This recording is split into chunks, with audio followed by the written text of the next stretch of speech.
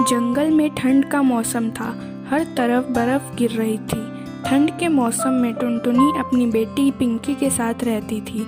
टुनटुनी के पति की 2 साल पहले ही मौत हो चुकी थी। वह अपनी बेटी के साथ किराए के घर में रहती थी, परंतु वह बहुत उदास थी क्योंकि उसे मकान मालिक को किराया भी देना था, परंतु उसके पास तो पैसे ही नहीं थे। समय बीतता गया और एक दिन मकान मालिक टुनटुनी से किराया लेने के लिए आया। वह कहता है कि टुनटुनी, मुझे मेरे घर का किराया चाहिए। सभी जंगल के जानवरों ने अपना किराया दे दिया है, तुम कब दोगी? टुनटुनी उसे जवाब देती है कि उसका पति नहीं रहा। वह जैसे तैसे अपना और अपनी बेटी पिंकी का गुजारा करती है। वह किराया कैसे दे पाएगी? फिर मकान मालिक उससे बोलता है कि उसे उसका किराया चाहिए। अगर जंगल के जानवर उसका किराया नहीं देंगे तो वह तो कंगाल हो जाएगा, और वह टुनटुनी को 1 हफ्ते की मोहलत देता है। 1 हफ्ते के बाद मकान मालिक फिर से टुनी के घर आता है।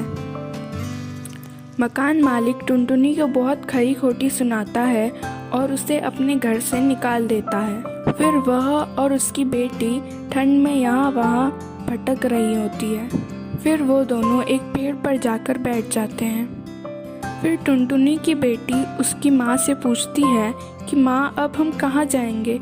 हमें तो घर से निकाल दिया गया है, अब हमारा क्या होगा?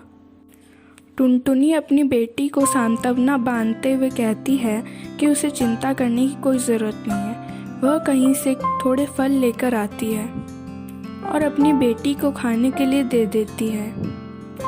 फिर टुनटुनी और उसकी बेटी उस पेड़ पे एक काम चलाऊ आशियाना बनाती हैं और वहीं पर सो जाती हैं।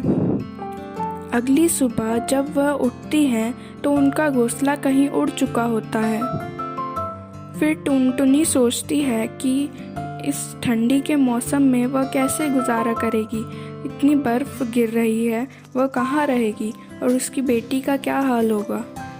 तभी टुनी को एक सुझाव आता है। वह सोचती है कि क्यों ना वह एक बर्फ़ का ही घर बना ले, क्योंकि वहाँ चारों तरफ बर्फ़ ही बर्फ़ है और इस बर्फ़ के मौसम में उसका घोंसला नहीं टिक पाएगा।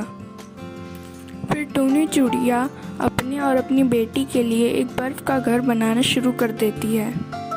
देखते ही देखते उसके बर्फ़ का घर तैयार हो जाता है। फिर टुनी और उसकी बेटी अपने बर्फ़ के घर में हंसी खुशी रहना शुरू कर देते हैं।